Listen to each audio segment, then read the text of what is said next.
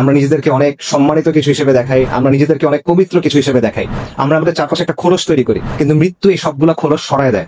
আমাদের সব চিন্তা দুনিয়া নিয়ে, যে দুনিয়াতে আমার জীবনটা কিভাবে আরো কমফোর্টেবল হবে, আরামদায়ক হবে, দুনিয়াতে আমার জীবনটা কিভাবে আরো সম্মানজনক হবে, দুনিয়াতে আমার জীবনটা কিভাবে আরো সচ্ছল হবে, দুনিয়াতে আমার জীবনযাপনের স্টাইলটা, মানে লাইফস্টাইলটা কিভাবে আরো উন্নত হবে। আমরা মৃত্যুর কথা চিন্তা করতেছি না, আমরা আমাদের আখিরাতের কথা চিন্তা করতেছি না, আমরা আল্লাহ আযza সামনে গিয়ে কি বলবো সেটা আমরা চিন্তা করতেছি না, এবং এই পরীক্ষা আমরা কিভাবে পার হয়ে যাব সেটা নিয়ে আমরা চিন্তা করতেছি না।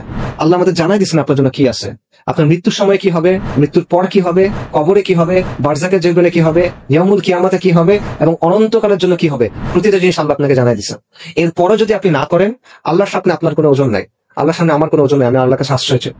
আমরা দুনিয়ার জন্য হিজরত করি, সাহাবায়ে কেরাম হিজরত করছে দিনের জন্য। আমরা দুনিয়ার কথা চিন্তা করে সিদ্ধান্ত নেই, সাহাবায়ে কেরাম চিন্তা করছেন দিনের জন্য। আমরা দুনিয়াতে শুধুমাত্র বলবো আমরা ঈমান আনছি, লা ইলাহা ইল্লাল্লাহ, এতটুকু হবে না, আমাদের পরীক্ষা দিতে হবে। তো এই পরীক্ষা আমাদেরও আছে, আপনি মনে করেন না যে এই পরীক্ষা আমাদের শেষ, ওই সাহাবায়ে কেরামের সময় পরীক্ষা হয়েছে, আমাদের এখন আর পরীক্ষা নেই। এই পরীক্ষা আমাদের সবার আছে, এই পরীক্ষা প্রত্যেকে তার অবস্থান অনুযায়ী দিতে হবে। এই পরীক্ষা আমরা পাস করতে পারতেছি না, এই পরীক্ষা নিয়ে আমরা চিন্তাও করতেছি, আমরা বেখেয়াল হয়ে আছে।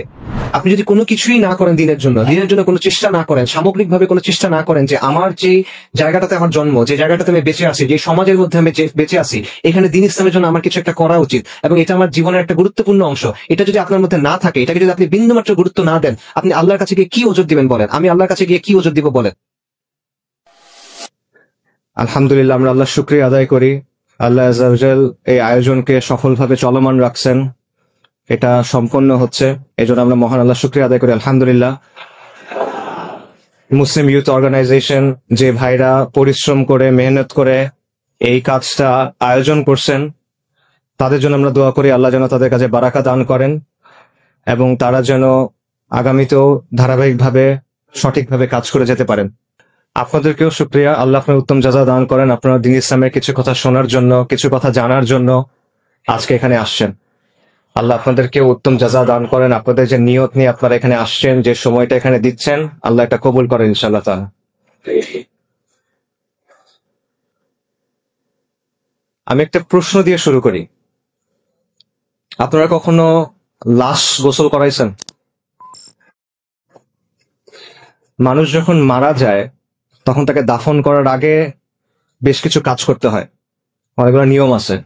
তার মধ্যে একটা কাজ হলো মৃতদেহকে গোসল করানো, এবং এই গোসল করানোর কিছু নির্দিষ্ট নিয়ম আছে। যেমন মনে করেন লাশকে বসাতে হয়, পাশ ফিরাতে হয়, তারপর লাশের পেটে চাপ দিতে হয় আস্তে আস্তে, যাতে করে তার দেহের ভেতরে যে ময়লা আবর্জনা আছে সেটা যেন বের হয়ে যায়। যে ময়লা আবর্জনা আমাদের সবার দেহের মধ্যেই আছে। এবং যারা অনেক লাশ গোসল করাইছে তাদের সাথে কথা বললে আপনি অনেক কথা শুনবেন। যেমন ধরেন, অনেক মানুষ মারা যায় পেটের অসুখ নিয়ে, অনেক মানুষ মারা যায় লিভারের সমস্যা থাকে, পাকস্থলীর সমস্যা থাকে, ক্যান্সারের সমস্যা থাকে। এরকম মানুষকে যখন গোসল করানো হয়, যখন পেটে চাপ দেওয়া হয়, তখন শুধু আবর্জনা বের হয় না, পুজ বের হয়, রক্ত বের হয়। অনেক সময় শরীরের ভেতরে যে অঙ্গ ছিল লিভার, এটা গলে বের হয়ে আসে। অনেক সময় খণ্ড বিখণ্ড হয়ে বের হয়ে আসে, অনেক দুর্গন্ধ হয়। তখন আমরা মৃত্যু জিনিসটাকে অনেক পবিত্রতা দেওয়ার চেষ্টা করি। বিশেষ করে মৃত মানুষকে, আসলে মৃত্যু না, মৃত মানুষকে আমরা সম্মানিত করার চেষ্টা করি, তার উপর একটা পবিত্রতা দেওয়ার চেষ্টা করি। বিশেষ করে সেই মানুষটা যদি বিখ্যাত কোনো মানুষ হয়, নামি দামি কোনো মানুষ হয়, ক্ষমতাবান কোনো মানুষ হয়, কোনো নেতা হয়, তখন আমরা এটাকে অনেক সম্মানজনক কিছু একটা হিসেবে দেখানোর চেষ্টা করি। কিন্তু আপনি যদি ওই মানুষটাকে যখন গোসল করানো হচ্ছিল তখন দেখতেন, তখন আপনার কাছে মনে হবে না যে এই বিষয়টা সম্মানজনক, আপনার তখন করুণা হবে তার জন্য। মানুষ দুনিয়াতে নিজেকে অনেকভাবে উপস্থাপন করে। আমরা নিজেদেরকে অনেক বড় কিছু হিসেবে দেখাই, আমরা নিজেদেরকে অনেক সম্মানিত কিছু হিসেবে দেখাই, আমরা নিজেদেরকে অনেক পবিত্র কিছু হিসেবে দেখাই, আমরা আমাদের চারপাশে একটা খোলস তৈরি করি। কিন্তু মৃত্যু এই সবগুলা খোলস সরায় দেয়। আমাদের যত পোশাক আছে, যত আবরণ আছে, যত অলংকার আছে, যত সাজসজ্জা আছে, সবকিছু মৃত্যু সরায় ফেলে এবং আপনাকে দুনিয়ার সামনে একদম উন্মুক্ত করে দেয়। কিন্তু এই বিষয়টা আমরা মাথায় রাখি না। আমরা দুনিয়ার জন্য ক্রমাগত ছুটতে থাকি, দুনিয়ার জন্য ক্রমাগত ফিকির করি, দুনিয়ার জন্য ক্রমাগত কাজ করি। আমাদের সব চিন্তা দুনিয়া নিয়ে, যে দুনিয়াতে আমার জীবনটা কিভাবে আরো কমফোর্টেবল হবে, আরামদায়ক হবে, দুনিয়াতে আমার জীবনটা কিভাবে আরো সম্মানজনক হবে, দুনিয়াতে আমার জীবনটা কিভাবে আরো সচ্ছল হবে, দুনিয়াতে আমার জীবনযাপনের স্টাইলটা মানে লাইফস্টাইলটা কিভাবে আরো উন্নত হবে, কিভাবে আমি অমুক জিনিসটা কিনবো, কিভাবে আমি অমুক জিনিসটা ব্যবহার করব, কিভাবে অমুক জায়গায় যাব, সব চিন্তা ভাবনা আমাদের এই জায়গা নিয়ে। কিন্তু যে জিনিসটা আপনার কাছে আসতেছে, মৃত্যু, ওই মৃত্যুটা যে সম্মানজনক হবে আপনার, ওই মৃত্যুর পরে যে জীবনটা আপনার জন্য অপেক্ষা করতেছে, সেটা যে সম্মানজনক হবে কিনা, সেটা নিয়ে আমরা একেবারেই চিন্তা করি না। আমরা এটা নিয়ে একেবারে গাফেল, উদাসীন। একজন মহান তাবেঈ ছিলেন সুফিয়ান আস-সাওরী রাহিমাহুল্লাহ, সাহাবাদের ছাত্র। ওনাকে বলা হতো আমিরুল মুমিনিন ফিল হাদিস। হাদিসের ব্যাপারে বিশাল জ্ঞান রাখতেন। ওনাকে একজন এসে প্রশ্ন করছে, ইয়া আবু আব্দুল্লাহ, ওনার কুনি আবু আব্দুল্লাহ, দুনিয়ার জন্য কিভাবে প্রস্তুতি নিব বলেন, আখিরাতের জন্য কিভাবে প্রস্তুতি নিব বলেন।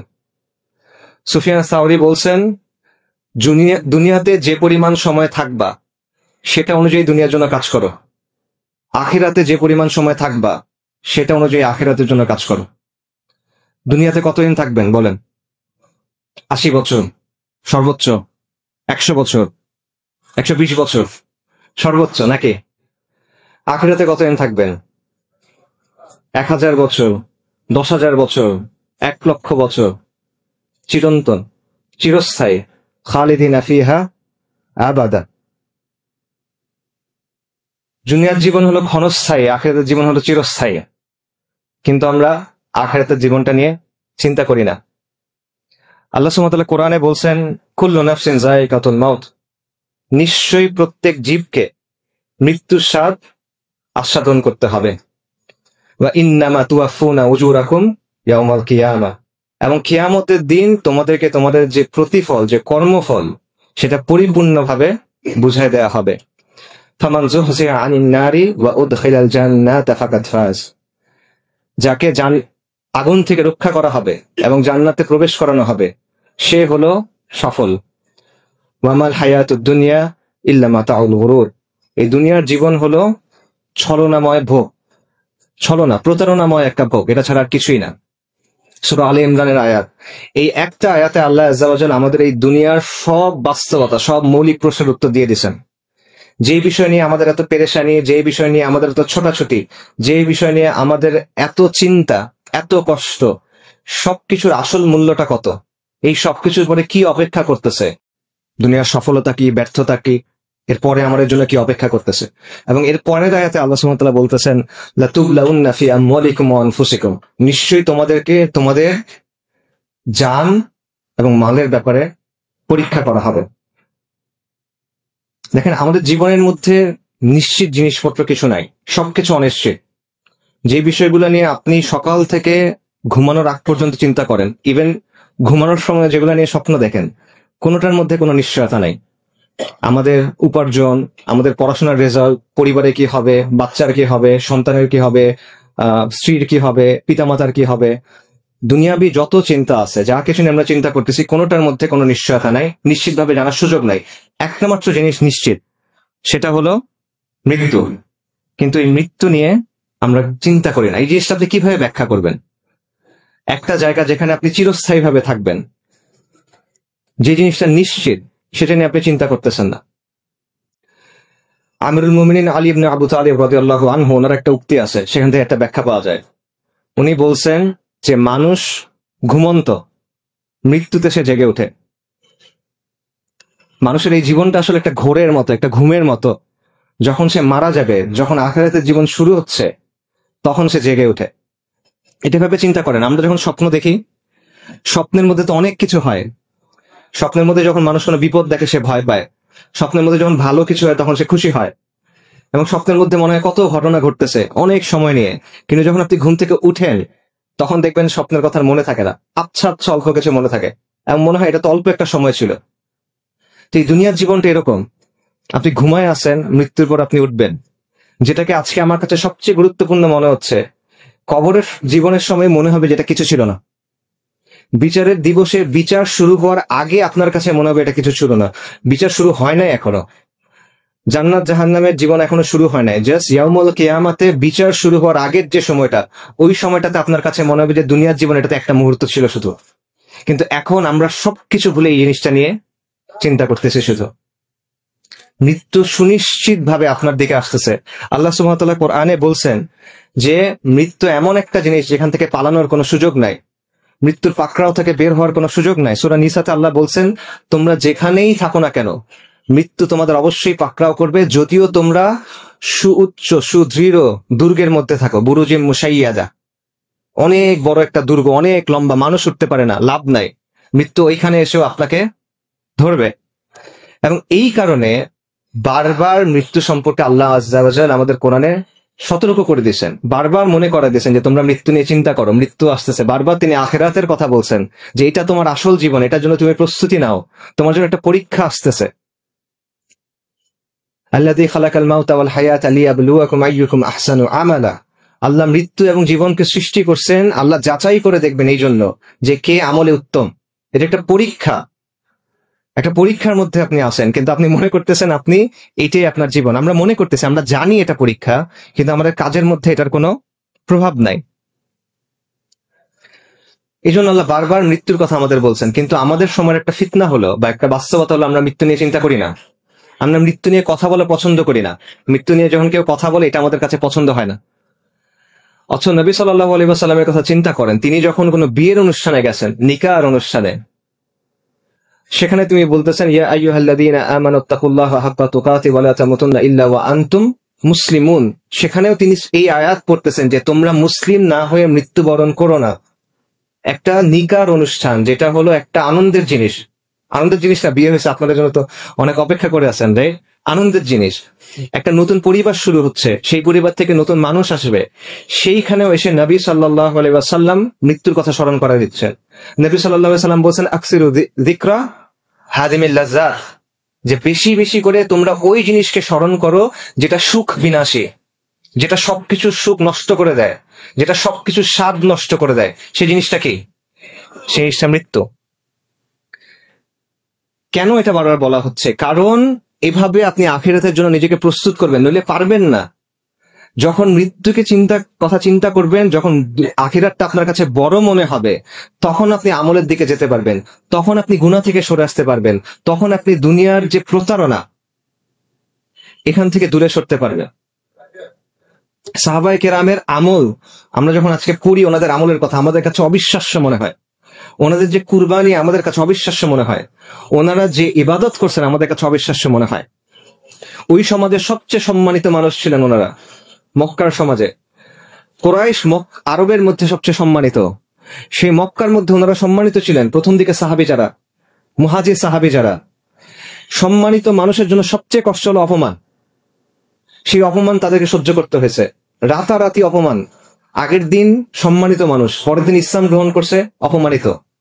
উমর রাদিয়াল্লাহু আনহু, কুরাইশের সব গুরুত্বপূর্ণ আলোচনায় তাকে রাখা হতো, কিন্তু যেদিন উনি ইসলাম গ্রহণ করছেন বললেন, ওই দিন তার সাথে প্রকাশ্যে কাবার সামনে মারামারি হয়েছে, সকাল থেকে সূর্য মাথার উপরে উঠে যাওয়া পর্যন্ত। আপনারা শুনছেন এগুলা, আপনারা জানেন। তাদেরকে নিজের ঘরের মানুষ ঘর থেকে বের করে দিয়েছে। মুসা ইবনে উমার রাদিয়াল্লাহু আনহু কোনো কিছু ছাড়া ঘর থেকে বের করে দেওয়া হয়েছে, পোশাক ছিল না ওনার। সাহাবীদেরকে নিজের বাসার লোকজন ধরে পিটাইছেন, উসমান রাদিয়াল্লাহু আনহুকে। অসংখ্য এরকম ঘটনা। শুধু এটা না, সবকিছু ছেড়ে বিদেশে চলে যেতে হয়েছে, আবিসিনিয়ায় চলে গেছেন রিফিউজি হিসেবে, কোনো পরিচয় নাই তাদের আবিসিনিয়ায়। তাদেরকে মদিনায় যেতে হয়েছে রিফিউজি হিসেবে, ইনিশিয়ালি তো রিফিউজি হিসেবেই, তো আশ্রিত হিসেবে যেতে হয়েছে তাদেরকে। তারপরেও শেষ হয় নাই, এরপর তাদেরকে লড়াই করতে হয়েছে নিজের বাপের সাথে, নিজের ভাইয়ের সাথে, নিজের পরিবারের সাথে। এই কুরবানি, এই আমল, এই ইবাদত তারা কিভাবে করছেন? কিভাবে সম্ভব এটা? এটা সম্ভব কারণ তাদের কাছে আখিরাতটা ইম্পর্টেন্ট ছিল। তারা দুনিয়াতে থাকতেন, তাদের শরীরগুলো দুনিয়াতে, কারণ তাদের ফোকাসটা আখিরাতের দিকে, তাদের চিন্তাটা আখিরাত নিয়ে, তারা মৃত্যু নিয়ে চিন্তা করতেন। এই কারণে দুনিয়াকে তারা এভাবে ঠেলে দিতে পারতেন, এই কারণে তারা এত কষ্ট করতে পারতেন, এত আমল করতে পারতেন। এবং নবী সাল্লাল্লাহু আলাইহি ওয়াসাল্লাম এইভাবে তাদের তাসকিয়া এবং তারা কি তারবিয়া করছিলেন, প্রশিক্ষণটা দিয়েছিলেন যে তারা এটা যেন পারেন। এটা নবী সাল্লাল্লাহু আলাইহি ওয়াসাল্লাম কিভাবে করছেন? তিরমিজির একটা হাদিস আছে, এটার বাংলা আমি বলতেছি। নবী সাল্লাল্লাহু আলাইহি ওয়াসাল্লাম সেখানে বলতেছেন, দুনিয়া হলো অভিশপ্ত, এবং দুনিয়াতে যা কিছু আছে সেটা হলো অভিশপ্ত, শুধুমাত্র আল্লাহ জিকির ছাড়া এবং ওই বিষয়গুলো ছাড়া যেটা আল্লাহর সন্তুষ্টির কারণ হতে পারে। ইমাম আল বাইহাকি শুআবুল ঈমানে একটা ঘটনা বর্ণনা করছেন আব্দুল্লাহ ইবনে মাসউদ রাদিয়াল্লাহু আনহু থেকে। নবী সাল্লাল্লাহু আলাইহি ওয়াসাল্লাম এবং সাহাবায়ে কেরাম একদিন রাদিয়াল্লাহু আনহুম একদিন বের হয়েছেন রাস্তায়। তারা হাঁটতে হাঁটতে একটা জায়গায় গেলেন, সেখানে গিয়ে তারা দেখলেন একটা মৃতদেহ, হাড়, পোশাক, মাথার খুলি। রাসূলুল্লাহ সাল্লাল্লাহু আলাইহি ওয়াসাল্লাম তখন বললেন, এই যে মাথার খুলি, এটার ভিতর একদিন চোখ ছিল যে চোখ দিয়ে সে দেখতো, এটার ভিতরে একদিন জিভ ছিল যে জিভ দিয়ে সে কথা বলতো, এটার ভিতরে একদিন কান ছিল যে কান দিয়ে সে শুনতো, আজকে তার কি অবস্থা। তারপর নবী সাল্লাল্লাহু আলাইহি ওয়াসাল্লাম বলছেন যে এটাই হলো দুনিয়ার হাকিকা, এটা হলো দুনিয়ার বাস্তবতা, এটা হলো দুনিয়ার একটা লাশ। এই ঘটনাটা নিয়ে, এটা সনদ নিয়ে কিছু কথা আছে, যায়িফ বলছেন অনেকে, বাকি আমরা তো কোনো হুকুম বলতেছি না। উলামায়ে কেরাম বলছেন যে তারগিব এবং তাহরিদের জন্য, উৎসাহ দেওয়ার জন্য বা ফজিলতের জন্য এটা বলা যায়। তো এইভাবে নবী সাল্লাল্লাহু আলাইহি ওয়াসাল্লাম সাহাবায়ে কেরামের মনকে প্রস্তুত করছিলেন, তাদের অন্তরকে প্রস্তুত করছিলেন কিসের জন্য? এই দুনিয়াতে তাদের যে কাজ সেটার জন্য এবং আখিরাতের জন্য। এবং সাহাবাদের অবস্থা কিরকম ছিল? আল হাসান আল বাসরি রাহিমাহুল্লাহ উনি বলছেন যে সাহাবায়ে কেরাম এমন মানুষ ছিলেন যে তোমরা যদি তাদেরকে দেখতে, তোমরা বলতা এই মানুষগুলা পাগল, আর তারা যদি তোমাদের দেখতো তাহলে তারা বলতো এই মানুষগুলা মুসলিম না। ঠিক আছে, হাসান আল বাসরি রাহিমাহুল্লাহ এটা কখনের কথা বলতেছেন? বেশি হলে তাবেঈনদের সময়ের কথা, মানে নবী সাল্লাল্লাহু আলাইহি ওয়াসাল্লামের থেকে এক প্রজন্মের ডিফারেন্স। সেই সময়ে মানুষের ব্যাপারে হাসান আল বাসরি বলতেছেন যে সাহাবায়ে কেরামকে দেখলে তোমরা বলতে এই মানুষগুলা পাগল, আর তারা যদি তোমাদের দেখতো তারা বলতো এরা মুসলিম না। সাহাবায়ে কেরাম কেমন ছিলেন শোনেন। আমিরুল মুমিনিন উমর ইবনুল খাত্তাব রাদিয়াল্লাহু আনহুর সময়ের কথা। উনি মসজিদুন নববীতে বসে আছেন। ওই সময় রোম এবং পারস্য বিজয় হয়েছে, মুসলিম সেনাবাহিনী ওই জায়গাগুলো বিজয় করছে এবং সেখান থেকে গনিমা আসতেছে, গনিমতের মাল আসতেছে। মসজিদুন নববীর সামনে স্তূপ করে রাখা হচ্ছে ধন সম্পদ। সাহাবায়ে কেরাম খুশি, কিন্তু ওই সময়ে উমর রাদিয়াল্লাহু আনহু কান্না করতেছে। তাকে সাহাবারা জিজ্ঞেস করছেন, আমিরুল মুমিনিন আপনি খুশি না কেন? উনি বলতেছেন, রাসূলুল্লাহ আমার চেয়ে উত্তম ছিলেন, আবু বকর আমার চেয়ে উত্তম ছিলেন, তাদের সময় তো এই ধন সম্পদ আসে নাই, আমার সময়ে ধন সম্পদ খুলে দেওয়া হয়েছে। আমি ভয় পাচ্ছি এটা আমাদের জন্য পরীক্ষা কিনা। আমি ভয় পাচ্ছি যে দুনিয়াতেই যদি আমরা এত নিয়ামত পেয়ে যাই এবং সবকিছু ভোগ করে ফেলি, আখিরাতে আমাদের জন্য কি আছে। উমর রাদিয়াল্লাহু আনহুর আরেকটা ঘটনা, উনি একদিন হাঁটতেছেন, দেখেন একজন সাহাবী একটা মাংস খাচ্ছেন। উনি জিজ্ঞেস করছেন, তুমি মাংস খাচ্ছ কেন? বলে, আমার খেতে ইচ্ছা করলো তাই খেয়ে নিলাম। উনি বলে, তোমার ইচ্ছা করলে তুমি খাবা? তুমি ওই আয়াতের কথা জানো না? সূরা আহকাফে একটা আয়াত আছে যেটা কাফেরদের জন্য নাজিল করা, যে কাফেরদেরকে আল্লাহ আযজা ওয়া জাল বলবেন যে তোমাদের যত নিয়ামত ছিল এটা তো তোমরা দুনিয়াতে ভোগ করে ফেলছো, তাই আজকে তোমাদের জন্য হলো শাস্তি, অপমানজনক শাস্তি। উনি ওই আয়াতের কথা বলে বলতেছে, তোমার এইটা ভয় লাগে না? আয়াত কিন্তু কাফেরদের জন্য। কিন্তু উমর রাদিয়াল্লাহু আনহুর চিন্তাটা এমন, উনি ভয় থেকে বের হইতে পারতেছেন না, যে দুনিয়াতে এত ভোগ করব, এত মজা করব, এত নিয়ামত নিব, আখিরাতে যদি আমার কিছু না থাকে। এটা ছিল তার চিন্তা। সাহাবী সাঈদ ইবনে আমির রাদিয়াল্লাহু আনহু।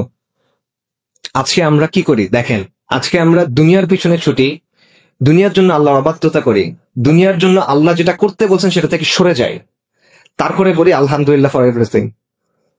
মনে করেন ব্যাংকে চাকরি পাইছে, তখন বলে আলহামদুলিল্লাহ ফর এভরিথিং। হারাম কাজ করতেছে, বিদেশে যাইতেছে ঘুরতে, আলহামদুলিল্লাহ ফর এভরিথিং। এইটা হলো আমাদের অবস্থা। আমরা মনে করতেছি যে আল্লাহর যেটা অবাধ্যতা সেটাকে আমাদের কাছে অবাধ্যতা মনে হয় না। আর সাঈদ ইবনে আমির রাদিয়াল্লাহু আনহু, ওনার কি অবস্থা? উনি ছিলেন হিমস শহরের গভর্নর। ওনার কাছে একবার ওমর ইবনুল খাত্তাব রাদিয়াল্লাহু আনহু কিছু টাকা পাঠাইছেন, অর্থ পাঠাইছেন। ওই ব্যক্তি যখন ওনার কাছে আসছে তখন উনি বলতেছেন, আমিরুল মুমিনিন আপনার জন্য এই অর্থ পাঠাইছেন। তখন সাঈদ ইবনে আমির বলতেছে, ইন্না লিল্লাহি ওয়া ইন্না ইলাইহি রাজিউন। এরপর ওই লোক টাকা দিয়ে চলে গেছে। ওনার স্ত্রী জিজ্ঞেস করতেছেন যে কি ব্যাপার, আমিরুল মুমিনিন কি ইন্তেকাল করলেন? মানে ইন্না লিল্লাহ পড়ছেন কেন? তোমরা জানো এর চেয়েও খারাপ ঘটনা কি? এর চেয়ে খারাপ ঘটনা যে দুনিয়া আমার ঘরের মধ্যে ঢুকে গেছে, এটা এর চেয়েও খারাপ ঘটনা। তারপর তিনি স্ত্রীকে বলতেছেন, আমি টাকাগুলো দিয়ে দেই? ওনার স্ত্রী বলছে, হ্যাঁ দিয়ে দেন। ওনার বাসার সামনে দিয়ে একটা বাহিনী যাচ্ছিল মুসলিমদের জিহাদের জন্য, উনি টাকা তাদেরকে দিয়ে দিচ্ছেন। সাঈদ ইবনে আমির রাদিয়াল্লাহু আনহুর ব্যাপারে ওই শহরের মানুষ 4টা অভিযোগ দিয়েছেন। উমর রাদিয়াল্লাহু আনহুর কাছে 4টা অভিযোগ। প্রথম অভিযোগ, এই ব্যক্তি সকালে দেরি করে আসে। অভিযোগ নাম্বার 2, রাতের বেলা তাকে পাওয়া যায় না। যেহেতু ব্যক্তিটা গভর্নর, সময় অসময়ে তাকে প্রয়োজন হয়, কিন্তু রাতে তাকে পাওয়া যায় না। অভিযোগ 3, মাসে একদিন সে ঘর থেকে বের হয় না। অভিযোগ নাম্বার 4, এই ব্যক্তি হঠাৎ হঠাৎ অজ্ঞান হয়ে যায়। উমর রাদিয়াল্লাহু আনহু তার কাছে জানতে চাইলেন যে কি ব্যাপার, চিসলিকে জানতে চাইলেন, ব্যাখ্যা চাইলেন। তখন সাঈদ ইবনে আমর রাদিয়াল্লাহু আনহু বললেন, প্রথম অভিযোগ, আমি সকালে দেরি করে যাই। অভিযোগ সত্য। কেন সত্য? কারণ আমার বাসায় কোনো কাজের লোক নাই, বাসার কাজগুলো শেষ করে তারপর আমাকে আসতে হয়। এটা ওই শহরের গভর্নর, কিন্তু একটা শহরের গভর্নর, প্রদেশের গভর্নর, একটা শহর না আসলে, একটা প্রদেশের গভর্নর। দ্বিতীয় অভিযোগ, রাতে তাকে পাওয়া যায় না। অভিযোগ সত্য, রাতে আমাকে পাওয়া যায় না, কারণ দিনে আমি মানুষকে সময় দিই, রাতে আমি ইবাদত করি, কারণ আমার নিজের জন্য এই সময়টা আমার রাখতে হয়। তৃতীয় অভিযোগ, মাসে একদিন আমি বের হই না। কথা সত্য, অভিযোগ সত্য, কারণ আমার পোশাক একটা, ওই দিন আমি পোশাকটা ধুই এবং শোকাই, এই জন্য আমি বের হইতে পারি না। আর চতুর্থ অভিযোগ, আমি মাঝে মাঝে অজ্ঞান হয়ে যাই। অভিযোগ সত্য। কেন অভিযোগ? এটা কেন হয়? কারণ নবী সাল্লাল্লাহু আলাইহি ওয়াসাল্লামের একজন সাহাবী ছিলেন, খুবাইব ইবনে আদি রাদিয়াল্লাহু আনহু। মক্কার কুরাইশ ওনাকে বন্দী করে নির্যাতন করে হত্যা করছিল, এবং তখন খুবাইব রাদিয়াল্লাহু আনহু একটা অভিশাপ দিয়েছিলেন উপস্থিত সবাইকে। তো ওই সময় সাঈদ রাদিয়াল্লাহু আনহু তখন ইসলাম গ্রহণ করেন নাই, তিনি ওখানে উপস্থিত ছিলেন। তো এই ঘটনা ওনার যখনই মনে হয় উনি অজ্ঞান হয়ে যান। তো এই হলো তার অবস্থা। আরেকজন সাহাবীর কথা শুনে, সালমান আল ফারিসি রাদিয়াল্লাহু আনহু, বিখ্যাত সাহাবী। সালমান আল ফারিসি ছিলেন ইরাকের মাদিয়ান এই প্রদেশের গভর্নর। উনি যখন গভর্নর ছিলেন, ওনার পোশাক ছিল এমন একটা জুব্বা যেটা হাঁটুর একটু নিচে পর্যন্ত যায়, এর বেশি নিচে যায় না। উনি গভর্নর থাকা অবস্থায় উনি জীবিকা অর্জন করতেন কিভাবে? উনি ঝুড়ি বানাইতেন, নিজে হাতে বেত দিয়ে ঝুড়ি বানাতেন, সেই ঝুড়ি বিক্রি করতেন। উনি চলাফেরার জন্য একটা খচ্চর ব্যবহার করতেন। সাধারণত সম্মানিত মানুষ খচ্চর ব্যবহার করবে না, ঘোড়া ব্যবহার করবে। উনি খচ্চর ব্যবহার করতেন। এটা নিয়ে বাচ্চারা হাসি ঠাট্টা করতো, উনি চুপচাপ থাকতেন, উনি হাসতেন।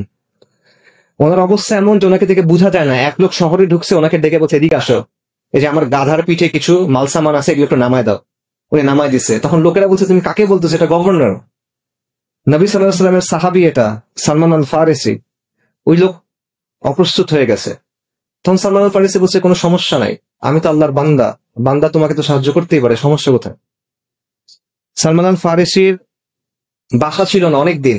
এক ব্যক্তি তাকে বারবার বলতো, ইয়া সালমান, আপনি একটা ঘর বানান, আপনি একটা ঘর বানান। সে শুনে রাজি হয়েছে, আচ্ছা ঠিক আছে, আমার ঘর লাগবে, ঘর বানায় দিবা। কিন্তু আমার ঘর কিরকম হবে বলো দেখি? ওই লোক বলছে, আমি জানি আপনার ঘর কেমন হবে। আপনার ঘর হবে এমন যে আপনি যদি সোজা হয়ে দাঁড়ান, আপনার মাথা ছাদে বাড়ি খাবে, আর আপনি ঘুমানোর সময় যদি পাশ ফিরেন, আপনি দেয়ালের সাথে বাড়ি খাবেন। এটা হলো বাসা, এটা হলো গভর্নরের বাসা। সালমান আল ফারিসি মৃত্যুর কথা চিন্তা করে অনেক কান্না করতেন। তখন মানুষ তাকে জিজ্ঞেস করতো, আপনি কি মৃত্যু ভয়ে কান্না করতেছেন? তুমি স্যার, মৃত্যু ভয়ে কান্না করতেছি না, আমার কাছে এটা খারাপ লাগতেছে যে আমার কাছে এত ধন সম্পদ, আমার কাছে এত জিনিসপত্র। নবী সাল্লাল্লাহু আলাইহি ওয়াসাল্লাম যখন ইন্তেকাল করছেন, তখন তো তার কাছে এত জিনিস ছিল না। তো আখিরাতে তার সামনাসামনি হলে আমি কি বলবো? এই জন্য উনি কান্না করতেন। ওনার কাছে এত জিনিসপত্র কি জানেন? 3টা জিনিস, একটা লাঠি, একটা কম্বল, একটা পানির পাত্র। এই হলো এত জিনিস যেটার জন্য উনি ভয় পাচ্ছেন। ওনার কাছে আরেকটা জিনিস ছিল, 4 নাম্বার জিনিস, দামি জিনিস। ওনার কাছে দামি মিস্ক ছিল, আতর ছিল, কিন্তু এই আতর উনি ব্যবহার করতেন না। যখন ওনার মৃত্যুর সময় আসছে, তখন ওনার পরিবারকে বলছেন, আমার দামি আতরটা এখন নিয়ে আসো, আমার মেহমানদের জন্য এই আতর প্রস্তুত করো। তারপর উনি বলছেন যে আমার চারপাশে এই আতর ছড়ায় দাও, কারণ আজকে ফেরেশতারা আমার কাছে আসবে। এইভাবে উনি মৃত্যুর জন্য প্রস্তুতি গ্রহণ করছেন। তো আমরা অনেকে আলহামদুলিল্লাহ, আল্লাহ সুবহানাহু ওয়া তাআলা অনেককে হিদায়াত করছেন, দিনের জন্য বুঝ দিছেন। আমরা চেষ্টা করি দিন পালন করার, আলহামদুলিল্লাহ দাওয়াতে কাজকর্ম করি। কিন্তু আমরা যেন কখনো ভাই এরকম মনে না করি যে আমরা অনেক কিছু করে ফেলছি দিনের জন্য। আমরা যেন এরকম মনে না করি যে আমরা দিনের জন্য অনেক কুরবানি করে ফেলছি। আমরা কিচ্ছু করি নাই, আমরা কিচ্ছু করি নাই। সাহাবায়ে কেরামের কাজের সামনে আপনি যদি নিজেকে চিন্তা করেন, মানে কোনো হিসাবের মধ্যে আপনি আসবেন না। এবং সাহাবায়ে কেরাম আল্লাহ আযজা ওয়া জাল্লার যে হক, এই হক পুনরায় আদায় করতে পারেন না, কেউ পারবে না। কারণ খালেকের যে হক, আর রাজ্জাকের যে হক, আর রহমানের যে হক, এই হক আদায় করা আমাদের কারো পক্ষে সম্ভব না। তো এই বিষয়টা যেন আমার মনের মধ্যে কখনো না ঢুকে, এবং সাহাবাদের থেকে যেন আমরা এটা বোঝার চেষ্টা করি যে আমাদের জীবনটা নিয়ে কিভাবে চিন্তা করা উচিত। আব্দুল্লাহ ইবনে উমর রাদিয়াল্লাহু আনহু উনি বলছেন যে সন্ধ্যা হলে সকাল পর্যন্ত বেঁচে থাকবা এটা মনে করো না, সকাল হলে সন্ধ্যা পর্যন্ত বেঁচে থাকবা এটা মনে করবা না, বরং আমলে লেগে পড়ো, আমল করো। সুস্থ অবস্থায় এমন আমল করো যেন সেটা তোমার অসুস্থতার সময়ের জন্য যথেষ্ট হয়।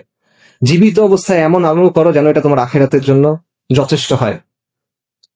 ওমর ইবনে আব্দুল আজিজ রাহিমাহুল্লাহ খলিফা ছিলেন। উনি একদিন রাত করে বাসায় আসছেন, ওনার কাছে বাইতুল মালের একটা জিনিস রয়ে গেছে। ওনার ছেলে বলতেছেন যে আব্বা এটা আপনি ফেরত দিয়ে আসেন। উনি বলতেছেন কালকে সকালে ফেরত দিব। ওনার ছেলে বলতেছেন যে আপনি নিশ্চিত কালকে সকাল পর্যন্ত আপনার হায়াত থাকবে। এটা শুনে উনি কান্না করে দিচ্ছেন।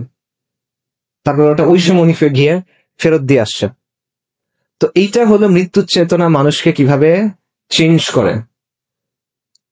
এবং বাস্তবতা হলো দুনিয়া এমন একটা জিনিস, দুনিয়া নিয়ে আপনি যত চিন্তা করবেন, দুনিয়ার পিছনে আপনি যত ছুটবেন, আপনার এই ছোটা কখনো শেষ হবে না। এটার মধ্যে কোনো শান্তি নেই, এটার মধ্যে কোনো প্রশান্তি আপনার কাছে কখনো আসবে না। দুনিয়া আপনাকে পাগল করে দিবে, কিন্তু এই পাগলামের বিনিময়ে আপনি কিছু পাবেন না। আর সাহাবায়ে কেরামদের কথা চিন্তা করেন, আরবরা ছিল সেই সময় দুনিয়াতে একেবারেই অসম্মানিত, সম্মানিত কোনো অবস্থান তাদের ছিল না। হরমুজানের কাছে, পারস্যের সম্রাট হরমুজানের কাছে যখন ইসলামের দাওয়াত নিয়ে যাওয়া হয়েছে, চিঠি পাঠানো হয়েছে নবী সাল্লাল্লাহু আলাইহি ওয়াসাল্লামের পক্ষ থেকে, তখন সে বলছে আরবরা কালকে পর্যন্ত মরুভূমিতে কুকুরের দলের মতো দৌড়াদৌড়ি করত, এদের কেমন সাহসে এরা আমাকে চিঠি পাঠায়। এইভাবে তারা আরবদের দেখতো।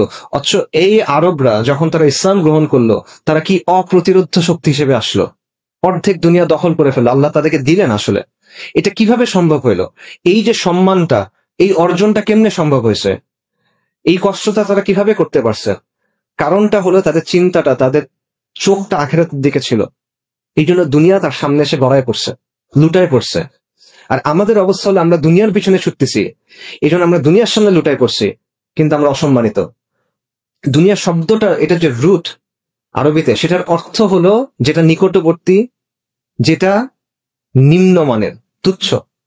দুনিয়া আসলেই তুচ্ছ, এবং এই তুচ্ছ জিনিসের পিছনে যে ছোটে সে তুচ্ছ হবে। নবী সাল্লাল্লাহু আলাইহি ওয়াসাল্লাম বলতেছেন যে আমাদের কাছে অনেক সময় মনে হয় না যে কাফেরদেরকে আল্লাহ কেন দিচ্ছেন এত কিছু। দুনিয়াতে আল্লাহ তো কাফেরদের অনেক দিচ্ছেন, শান, মান, সম্পদ, কত কিছু দিচ্ছেন, সামরিক শক্তি, সাম্রাজ্য, এত কিছু আল্লাহ তাদের কেন দিচ্ছেন? আমাদের কাছে মনে হয় না অনেক সময়? নবী সাল্লাল্লাহু আলাইহি ওয়াসাল্লাম উত্তর দিচ্ছেন, উনি বলছেন দুনিয়ার মর্যাদা যদি আল্লাহর কাছে একটা মশার দানার সমান হইতো, তাহলে আল্লাহ কাফেরকে এক ফোঁটা পানি দিতেন না। কিন্তু দুনিয়ার মর্যাদা একটা মশার দানার সমানও না, এই জন্য আল্লাহ কাফেরকে দিয়ে রাখছেন। কিছু যায় আসে না, এটা কোনো মূল্য নাই। দুনিয়ার আখিরাতের অবস্থা হলো, নবী সাল্লাল্লাহু আলাইহি ওয়াসাল্লাম বলছেন যে আল্লাহর কসম, যে আখিরাতের তুলনায় দুনিয়ার অবস্থা হলো তোমাদের মধ্যে কেউ সমুদ্রে একটা আঙ্গুল ডুবালো, তারপর সে আঙ্গুল এনে দেখুক এখানে কতটুকু পানি লেগে আছে। এই যে সমুদ্র, এটা হলো আখিরাত। আপনি আঙ্গুল ডুবানোর পরে হাতে যেটা লেগে থাকবে, এটা হলো দুনিয়া। এই হলো দুনিয়ার অবস্থা। কিন্তু আমরা এই দুনিয়ার পিছনে ছুটতেছি। ওয়ামাল হায়াতুদ দুনিয়া ইল্লা মাতাউল গুরুর। এটা ছলনার একটা জিনিস, যেটা বাইরে থেকে দেখতে খুব ভালো লাগে, কিন্তু ভেতরে কিচ্ছু নাই, ভেতরে কোনো প্রশান্তি নাই। বাইরে থেকে চকচকে জাঁকজমকপূর্ণ, টানে আপনাকে, কিন্তু শেষ পর্যন্ত এটা আপনাকে ক্ষতি ছাড়া কিছু দিতে পারবে। এবং দুনিয়ার জিনিস আপনি যত খুঁজবেন, যত দৌড়াবেন, কোনো তৃপ্তি আপনার আসবে না।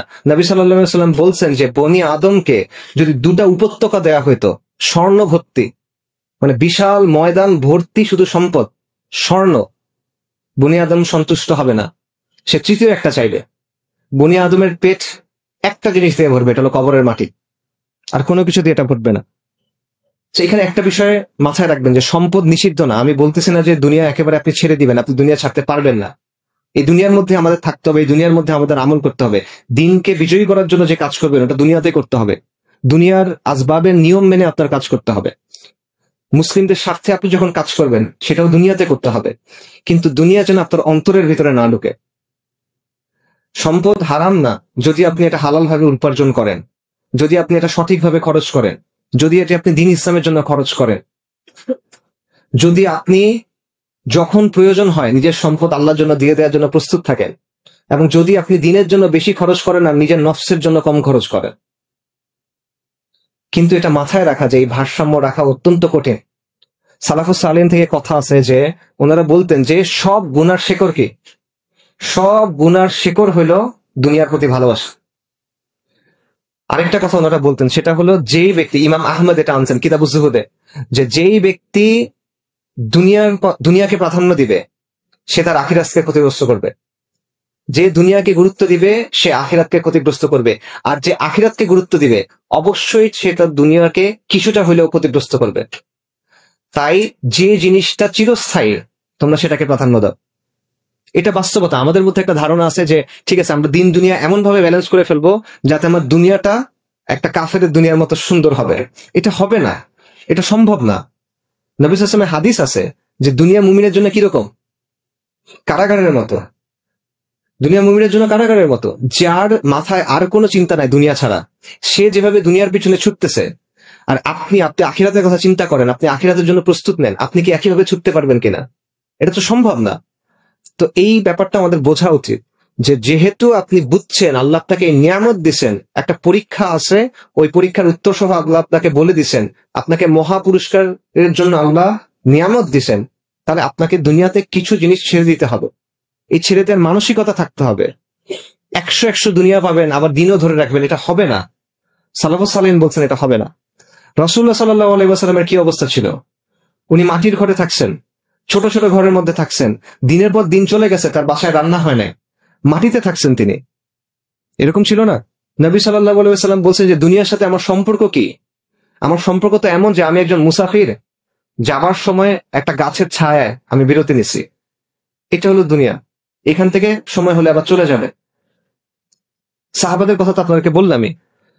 এই বিষয়টা মাথায় রাখা, এবং তাহলে সহজ হয়ে যায়। নবী সাল্লাল্লাহু আলাইহি ওয়াসাল্লামের হাদিসে আসছে যে যার চিন্তা আখিরাত, আল্লাহ তার বিষয়গুলো সহজ করে দেন, আল্লাহ তার অন্তরে সমৃদ্ধি দান করেন, এবং দুনিয়া অপমানিত হয়ে তার কাছে আসে। আর যার চিন্তা হলো দুনিয়া, আল্লাহ তার বিষয়, তার সামনে দারিদ্র্যকে ঝুলাই দেন, আল্লাহ তার বিষয়গুলো ছিন্ন বিচ্ছিন্ন করে দেন, এবং সে দুনিয়া থেকে অতটুকুই পায় যেটা তার জন্য লেখা ছিল। এবং সাহাবাদের ক্ষেত্রে এটা প্রমাণিত। দুনিয়ার প্রতি যে অনাসক্ত হয় সে আখিরাত পায়। মানুষের কাছে যেটা আছে এটার প্রতি যার আসক্তি নাই সে মানুষের ভালোবাসাও পায়। মানুষের কাছে যেটা আছে মানুষ ওটা চায়, আপনি যখন ওটা চান মানুষ খুশি হয় না, দুঃখ পায়। মানুষের কাছে চাইলে মানুষ পছন্দ করে না অপছন্দ করে? অপছন্দ করে। আল্লাহর কাছে চাইলে আল্লাহ পছন্দ করে, আল্লাহর কাছে না চাইলে আল্লাহ অপছন্দ করেন। আল্লাহর কাছে চাইতে হয়। সেই বিষয়টা বোঝা। মামাল হায়াতুদ দুনিয়া ইল্লা মাতাউল গুরুর। এবং এই দুনিয়ার সমাপ্তিটার কথা ভাই চিন্তা করা। আয়েশা রাদিয়াল্লাহু আনহা বলতেছেন যে নবী সাল্লাল্লাহু আলাইহি ওয়াসাল্লামের শেষ সময়ে তার সামনে পানির একটা পাত্র রাখা হয়েছে। রাসূলুল্লাহ সাল্লাল্লাহু আলাইহি ওয়াসাল্লাম সেই পানি দিয়ে বারবার মুখ মুছতেছেন এবং বলছেন লা ইলাহা ইল্লাল্লাহ, নিশ্চয়ই মৃত্যুর মধ্যে কষ্ট আছে। সালাফুস সালিহিনের অনেকে মৃত্যু যন্ত্রণা সম্পর্কে বলছেন যে মুমিনের জন্য সবচেয়ে কষ্টকর জিনিস হলো মৃত্যু যন্ত্রণা। শাহাদাত যদি না আসে, শাহাদাতের যন্ত্রণা নাই, কিন্তু শাহাদাত ছাড়া যত মৃত্যু আছে দুনিয়াতে এর চেয়ে আর কোনো কষ্ট মুমিনের জন্য নাই। এবং সেই কষ্ট কিরকম? তীর দিয়ে আপনার শরীর ছিন্ন বিচ্ছিন্ন করে দেওয়া হচ্ছে, লোহার পেরেক হাতুড়ি দিয়ে ঠুকে ঠুকে আপনার শরীরে ঢোকানো হচ্ছে, গরম পানির মধ্যে আপনাকে ফেলে সিদ্ধ করে দেওয়া হচ্ছে। এটার যে কষ্ট, সালাফুস সালিহিন বলছেন যে মৃত্যুর কষ্ট এটার চেয়ে বেশি। ওনারা বলতেছেন কোন মানুষকে যদি মরার পর জীবিত করা যাইতো এবং বলানো যাইতো যে মৃত্যুটার কষ্ট কেমন, তোমরা পাগল হয়ে যাইতা, তোমাদের নাওয়া খাওয়া ভুলে যাইতা, তোমরা ভোগবিলাস ভুলে যাইতা, তোমরা উন্মাদের মতো হয়ে যাইতা। এই মৃত্যু আপনার জন্য আসতেছে, আমার জন্য আসতেছে, এবং এই মৃত্যু দুইটার একটা হবে, দুই রকমের একরকম হবে। সাহাবী বারা ইবনে আজিব রাদিয়াল্লাহু আনহু থেকে একটা হাদিস আছে, মুসনাদে আহমদের লম্বা হাদিস। সেখানে রাসূলুল্লাহ সাল্লাল্লাহু আলাইহি ওয়াসাল্লাম বলতেছেন যে যখন মুমিনের মৃত্যুর সময় হয় তখন মালাইকারা আসেন জান্নাত থেকে কাফন নিয়ে, তারা তার সামনে এসে বসেন, তারপর মালাকুল মউত আসেন এবং তখন তাকে বলা হয় যে আপনি আজকে আনন্দিত হন, আপনি আজকে খুশি হন, আপনার রব আপনাকে যে প্রতিশ্রুতি দিয়েছেন সেটার সময় আসছে। ইয়া আইয়াতুহান নাফসুল মুতমাইন্না ইরজিই ইলা রাব্বিকি রাদিয়াতান মারদিয়া, যে হে প্রশান্ত আত্মা, যে আপনি আসেন সন্তুষ্ট হয়ে এবং আল্লাহর সন্তুষ্টির পাত্র হয়ে, এবং সেই সময় তার রূহ তার বডি থেকে বের করে নেওয়া হয়। এবং এটা কিভাবে হয়? নবী সাল্লাল্লাহু আলাইহি ওয়াসাল্লাম বলতেছেন পানি যেভাবে গড়ায় পড়ে এভাবে এটা হয়, হালকা ভাবে হয়ে যায়। আর যখন ফাসেক ফুজ্জার মারা যায় বা কাফের মারা যায় তখন তার কি অবস্থা হয়? মালাইকারা আসেন জাহান্নাম থেকে কাফন নিয়ে, তারা তার সামনে এসে বসেন, মালাকুল মউত আসেন এবং তাকে তখন বলা হয় যে বের হয়ে আসো আজকে তুমি অবাধ্য বান্দা, আল্লাহর রাগের দিকে তুমি বের হয়ে আসো, আল্লাহর শাস্তির দিকে তুমি বের হয়ে আসো, এবং তার রূহ তখন কবজ করা হয় এবং তার রূহ বের হয়ে আসতে চায় না। এবং এটা কেমন হয়, নবী সাল্লাল্লাহু আলাইহি ওয়াসাল্লাম বলছেন ভেজা তুলার মধ্যে যদি একটা কাঁটাওয়ালা ডাল ঢুকানো হয় এবং এটা যখন টেনে বাইর করা হয়, এই প্রসেসটা এরকম। আমি যদি ভেজা তুলার মধ্যে কাঁটাওয়ালা ডাল ঢুকে বের করে আনার সময় কি হবে বলেন? ছিঁড়ে বের হয়ে আসবে, এইভাবে রূহ বের হয়ে আসবে তখন। তো এই দিনটা আপনার জন্য আসতেছে, আমি জানি না আপনার জন্য কখন আসবে, আমার জন্য কখন আসবে, কিন্তু এই দিনটা আমাদের সবার জন্য আসতেছে। এখন একমাত্র প্রশ্ন হলো ওই দিনটাতে আপনাকে কিভাবে সম্বোধন করা হবে, ওই দিনটা আপনি কিভাবে পার করবেন। এরপরে এই রূহগুলাকে নিয়ে নবী সাল্লাল্লাহু আলাইহি ওয়াসাল্লামের হাদিসে আসছে ফেরেশতারা মুমিনের রূহকে নিয়ে আসমানে উঠে, প্রথম আসমানে যান, তাদের জন্য অনুমতি দেওয়া হয়, দ্বিতীয় আসমানে যান, তারা উঠতে থাকেন, শেষ পর্যন্ত আল্লাহর কাছে আনা হয়, তখন তাদেরকে সম্মানিত করা হয়। তারপর আল্লাহ বলেন যে তাদেরকে মাটিতে ফেলে দাও, কারণ আমি মাটি থেকে তাদের সৃষ্টি করছি, মাটিতে তাকে ফেলে দাও এবং মাটি থেকে আমি তাদেরকে পুনরুত্থিত করব। আর কাফেরের আত্মার ক্ষেত্রে, ফাসিক ফুজ্জারের ক্ষেত্রে কি হবে? তাকে আসমানে অনুমতি দেওয়া হবে না, বরং তাকে বলা হবে তাকে সিজ্জিদে নিক্ষেপ করুন। কবরে আপনার জন্য কি অপেক্ষা করতেছে বলেন? উসমান রাদিয়াল্লাহু আনহু যখন কবরের কথা বলতেন উনি কান্না করা শুরু করতেন। সাহাবায়ে কেরাম বলছেন যে আপনি জান্নাত জাহান্নাম নিয়ে কথা বলেন তখন কান্না করেন না, কবরের কথা বলার সময় কান্না করেন কেন? উনি বলছেন রাসূলুল্লাহ সাল্লাল্লাহু আলাইহি ওয়াসাল্লাম আমাদের জানাইছেন যে কবর হলো আখিরাতের প্রথম ধাপ। এই ধাপটায় যদি কেউ সফল হয় বাকি ধাপগুলা সহজ হয়ে যাবে, এই ধাপটায় যদি কেউ ব্যর্থ হয় বাকি ধাপগুলা কঠিন হয়ে যাবে। এই জন্য কবরের কথা চিন্তা করলে আমার ভয় লাগে, এই জন্য কান্না করেন। আসমা বিনতে আবু বকর রাদিয়াল্লাহু আনহা, বুখারীতে হাদিস আছে, উনি বলতেছেন যে একদিন উনি খুতবা শুনতেছেন রাসূলুল্লাহ সাল্লাল্লাহু আলাইহি ওয়াসাল্লামের।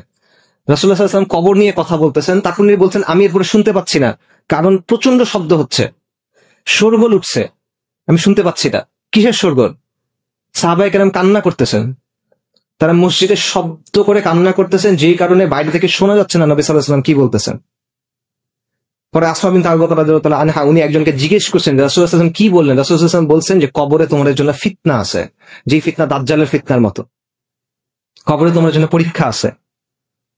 এটা হলো সাহাবায়ে কেরামের অবস্থা, যে তারা যখন কবরের কথা শুনতেছেন তারা এমন ভাবে কান্না করতেছেন যে বাইরে থেকে সেই কান্নার শব্দ শোনা যাচ্ছে, নবী সাল্লাল্লাহু আলাইহি ওয়াসাল্লামের শব্দ শোনা যাচ্ছে না।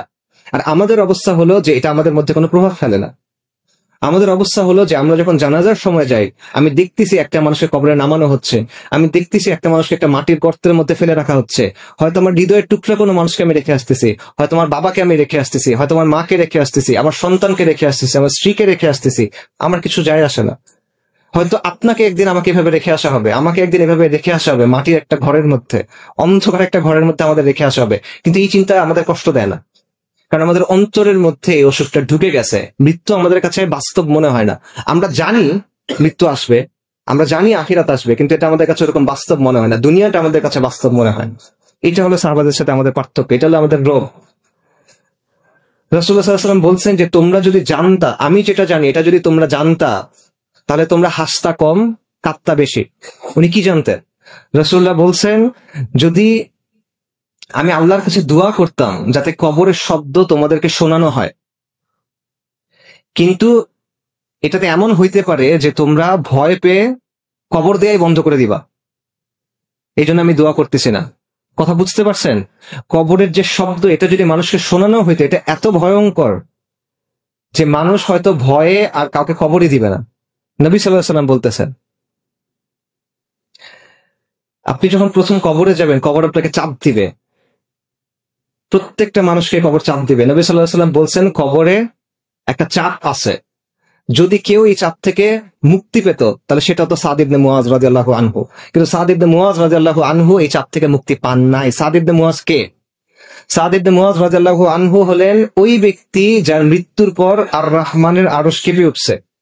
হাদিসে আসছে সাদ ইবনে মুআজ রাদিয়াল্লাহু আনহুর জানাজার সময় আসমানের সবগুলো দরজা খুলে দেওয়া হয়েছে।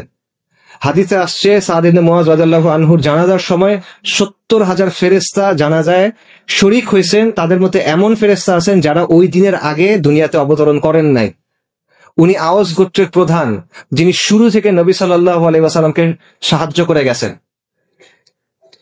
শহীদ, উনি শহীদ, শাহাদাত পাইছেন। এই ব্যক্তির জন্য কবরের চাপ থেকে মাফ নাই। আল্লাহর ওয়ালি এই ব্যক্তি, তার জন্য কবরের চাপ থেকে মাফ নাই। আমার আপনার জন্য এই অবস্থা কিরকম হবে? কিন্তু এই জিনিসটা আমরা চিন্তা করি না। কবরের পরীক্ষা আছে।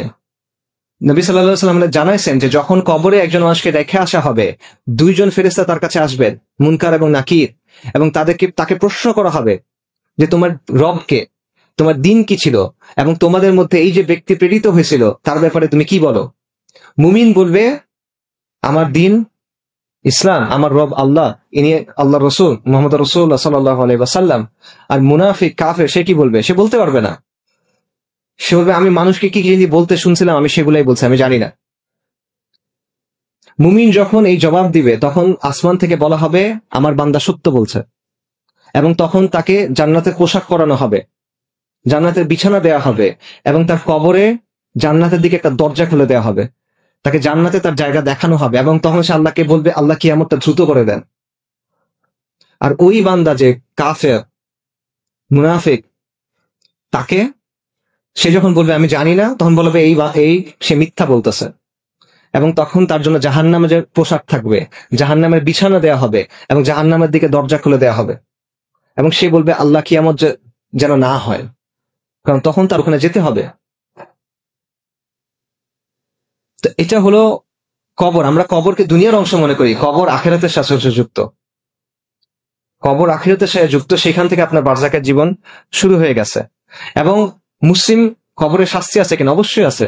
ওলামায়ে কেরাম এটা বলছেন, ইমাম আল কুরতুবী বলছেন যে মুসলিম যে গুনাহগার, এবং এটা হাদিসেও আসছে, অনেক কারণ আলোচনা আছে, সেখানে যাচ্ছি না, যে ওই শাস্তি আপনার আমাদের জন্য আল্লাহ হেফাজত করেন, গুনাহগার বান্দার জন্য এটা কবরে তার শাস্তি আছে। আল্লাহ তাআলা বলছেন ফামান যুহজিহা আনিন নারি ওয়া উদখিলাল জান্নাতা ফাকাদ ফাজ ওয়া মাল হায়াতুদ দুনিয়া ইল্লা মাতাউল গুরুর। সফলতা কিভাবে, এগুলো থেকে বাঁচবেন কিভাবে? সফলতা হলো এইটাই, যাকে আগুন থেকে রক্ষা করা হলো এবং জান্নাতে প্রবেশ করানো হলো, সেই হলো সফল। এবং দেখেন আল্লাহ বলছে যে রক্ষা পেল না, যাকে রক্ষা করা হলো, যে প্রবেশ করলো না, যাকে প্রবেশ করানো হলো, সেই সফল। এটা আল্লাহর রহমত ছাড়া আপনি পাবেন না। তো এই জায়গায় আল্লাহ সুবহানাহু ওয়া তাআলা আমাদের জানাইছেন যে আল্লাহ মুমিনদেরকে সাহায্য করবেন। কি দিয়ে? মজবুত বাক্য দিয়ে। ওলামায়ে কেরাম বলছে একটা বাক্য দিয়ে আল্লাহ সাহায্য করবেন, সেটা কি? আল্লাহ আযza ওয়া জাল্লা বলেন ইউসাব্বিতুল্লাযীনা আমানু বিল কাউলিস সাবিতি ফিল হায়াতিদ দুনিয়া ওয়া ফিল আখিরাহ।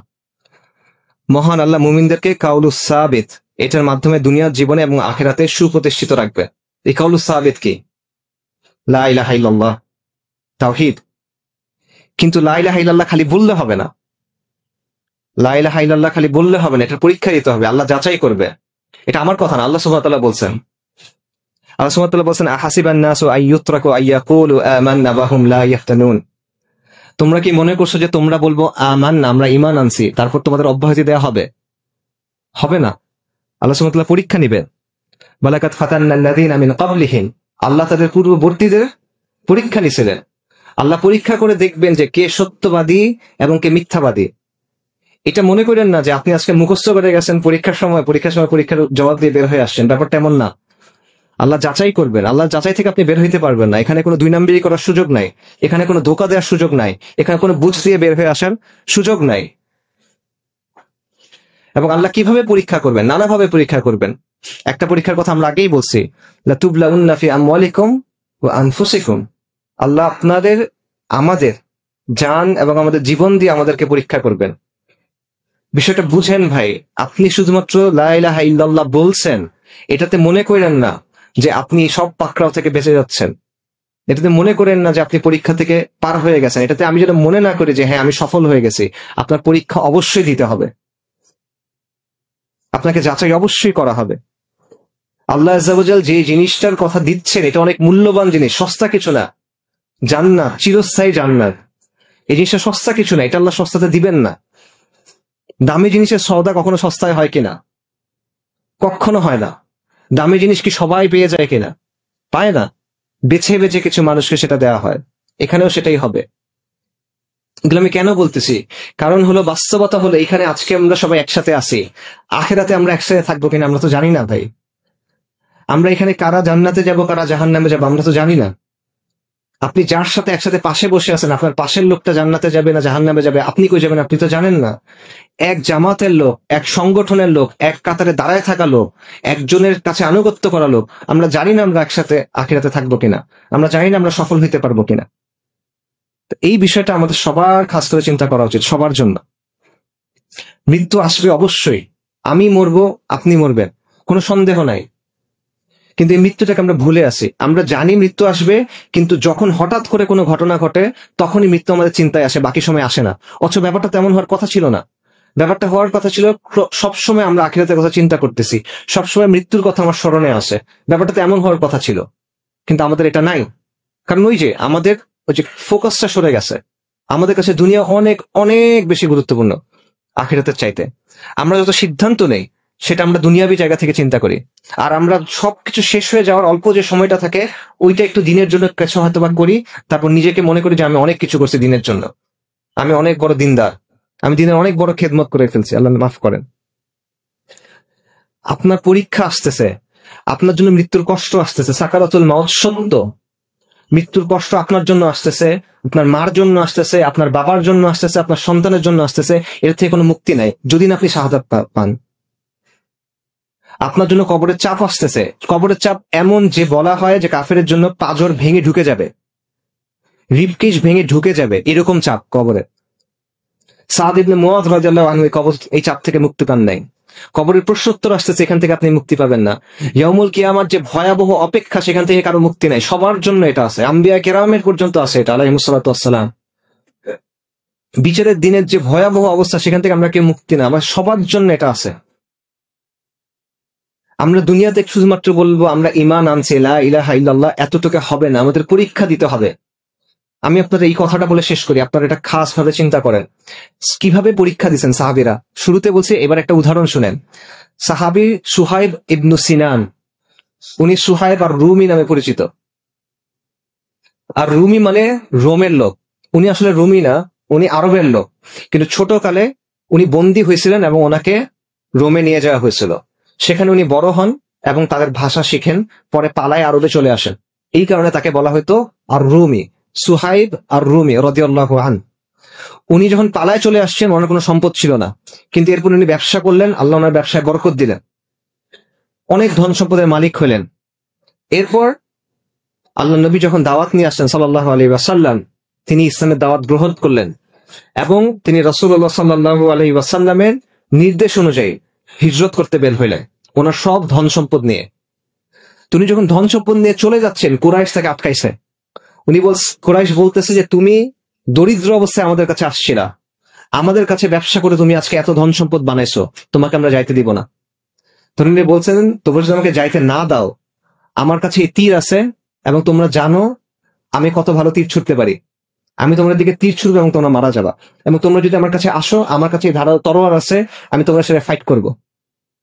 কুরাইশ ভয় পাইছে। তারপর কুরাইশ বলছে, ঠিক আছে তুমি যাও, তোমার সম্পদ রেখে যাও। আমরা কি করতাম বলেন? আমরা একটা নেগোশিয়েট করার চেষ্টা করতাম, আচ্ছা ঠিক আছে আমার সম্পদের অল্প কিছু নাও, অল্প কিছু আমাকে দাও, 50-50, রাইট? এরকম কিছু একটা আমরা করতাম। সোহেব আরুনি বলছে, ঠিক আছে সব সম্পদ নাও। সব সম্পদ রেখে তিনি মদিনাতে চলে আসছেন। মদিনাতে তিনি যখন আসছেন, তখন রাসূলুল্লাহ সাল্লাল্লাহু আলাইহি ওয়াসাল্লাম বলছেন যে সুহাইব অনেক বড় ব্যবসা করে আসছে, সুহাইব অনেক সফল ব্যবসা করে আসছে। এটা হলো সফলতা, যেই দুনিয়া কামাইছেন। আপনি চিন্তা করে দেখেন, একটা মানুষ বন্দী ছিল, সে পালায় আসছে, দরিদ্র, কিচ্ছু নাই, তার পথে ঘাটে ঘুমানোর মতো অবস্থা।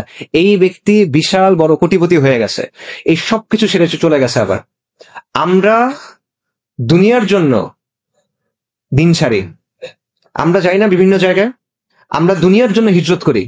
সাহাবায়ে কেরাম হিজরত করছে দিনের জন্য, আমরা দুনিয়ার জন্য হিজরত করি, সাহাবায়ে কেরাম হিজরত করছেন দিনের জন্য। আমরা দুনিয়ার কথা চিন্তা করে সিদ্ধান্ত নেই, সাহাবায়ে কেরাম চিন্তা করছেন দিনের জন্য। এবং এটাই হলো সফলতা, যেটা রাসূলুল্লাহ সাল্লাল্লাহু আলাইহি ওয়াসাল্লাম বলছেন। তো এই পরীক্ষা আমাদেরও আছে। আপনি মনে করেন না যে এই পরীক্ষা আমাদের শেষ, ওই সাহাবায়ে কেরামের সময় পরীক্ষা হয়েছে, আমাদের এখন আর পরীক্ষা নেই। এই পরীক্ষা আমাদের সবার আছে। এই পরীক্ষা প্রত্যেকে তার অবস্থা অনুযায়ী দিতে হবে। এইটা ভালোভাবে মাথায় রাখেন। এই পরীক্ষা আমরা পাশ করতে পারতেছি না, এই পরীক্ষা নিয়ে আমরা চিন্তাও করতেছি, আমরা বেখেয়াল হয়ে আছে। আমরা মৃত্যুর কথা চিন্তা করতেছি না, আমরা আমাদের আখিরাতের কথা চিন্তা করতেছি না, আমরা আল্লাহ আযজা ওয়া জাল্লার সামনে গিয়ে কি বলবো সেটা আমরা চিন্তা করতেছি না, এবং এই পরীক্ষা আমরা কিভাবে পার হয়ে যাব সেটা নিয়ে আমরা চিন্তা করতেছি না। তা আমরা যদি এটা চিন্তা না করি, আল্লাহ আমাদের জানাই দিচ্ছেন আপনার জন্য কি আছে, আপনার মৃত্যুর সময় কি হবে, মৃত্যুর পর কি হবে, কবরে কি হবে, বারজাকের জীবনে কি হবে, ইয়াউমুল কিয়ামাতে কি হবে, এবং অনন্তকালের জন্য কি হবে, প্রতিটা জিনিস আল্লাহ আপনাকে জানাই দিচ্ছেন। এরপরও যদি আপনি না করেন, আল্লাহর সামনে আপনার কোনো ওজন নাই, আল্লাহর সামনে আমার কোনো ওজন নাই, আমি আল্লাহর কাছে আশ্রয় চাই। তো এই জন্য দুইটা জিনিস খাস ভাবে মাথায় রাখা, এটা বলে আমি শেষ করতেছি। সেটা হলো, প্রথমত ব্যক্তিগত পর্যায়ে আপনার আমলের ব্যাপারে আপনি সতর্ক হন। এটা খাস ভাবে প্রথমে আমি আমার নিজের জন্য বলতেছি, যে নিজের আমলের ব্যাপারে সতর্ক হওয়া, নামাজে খুশু আনা, কোরআনকে সময় দেওয়া, নফল ইবাদত বাড়ায় দেওয়া, এবং নিজের মুখটাকে নিয়ন্ত্রণ করা। এটা নিয়ন্ত্রণ না করার কারণে আমরা অনেক বেশি গুনাহ করে ফেলি। আর খাস ভাবে যে বিষয়টা আমাদের সবার চিন্তা করতে হবে, সেটা হলো দ্বীন ইসলামের জন্য আপনি কি করলাম, দ্বীন ইসলামের জন্য আমার আর আপনার কি অবদান। আজকে দুনিয়াতে কি হচ্ছে আপনি তো জানেন, গাজাতে কি হচ্ছে আপনি জানেন, আরাকানে কি হচ্ছে আপনি জানেন, কাশ্মীরে কি হচ্ছে আপনি জানেন, আসামে কি হচ্ছে আপনি জানেন, উইঘুর মুসলিমদের সাথে কি হচ্ছে আপনি জানেন। এই সবগুলা জিনিস আমাদের চোখের সামনে ঘটতেছে, আমরা কোনো কিছু করতে পারতেছি না। এই প্রশ্নের জবাব তো আমাদের দিতে হবে। আপনার এই দেশে আপনার দিনের সাথে কি হচ্ছে আপনি চিন্তা করেন। নবী সাল্লাল্লাহু আলাইহি ওয়াসাল্লামের ব্যাপারে যেই আক্রমণগুলো হচ্ছে সেগুলো আপনার সামনে ঘটতেছে, এগুলা কোনো কিছুর ব্যাপারে আপনি জানেন না এমন না। তো এই সব কিছুর পরে এই জবাবটা আপনাকে দিতে হবে। তাহলে আল্লাহকে গিয়ে আপনি কি বলবেন বলেন? আপনি যদি কোনো কিছুই না করেন দিনের জন্য কোনো চেষ্টা না করেন, সামগ্রিকভাবে কোনো চেষ্টা না করেন যে আমার যে জায়গাটাতে আমার জন্ম, যে জায়গাটাতে আমি বেঁচে আছি, যে সমাজের মধ্যে আমি বেঁচে আছি, এখানে দ্বীন ইসলামের জন্য আমার কিছু একটা করা উচিত এবং এটা আমার জীবনের একটা গুরুত্বপূর্ণ অংশ, এটা যদি আপনার মধ্যে না থাকে, এটাকে যদি আপনি বিন্দুমাত্র গুরুত্ব না দেন, আপনি আল্লাহর কাছে গিয়ে কি ওজর দিবেন বলেন? আমি আল্লাহর কাছে গিয়ে কি ওজর দিব বলেন? আমাদের আল্লাহর কাছে গিয়ে কি জবাব দেওয়ার থাকবে এটা বলেন? এই কথাগুলো আমি আপনাদের সামনে রাখতেছি, আবারও বলতেছি, এই কথাগুলো প্রথমত আমার জন্য এবং তারপর সবার জন্য। যদি এখানের মধ্যে ভালো কোনো কিছু থাকে সেটা একান্ত আল্লাহর পক্ষ থেকে, এখানে যা কিছু ভুল এবং খারাপ সেটা আমার পক্ষ থেকে এবং শয়তানের পক্ষ থেকে।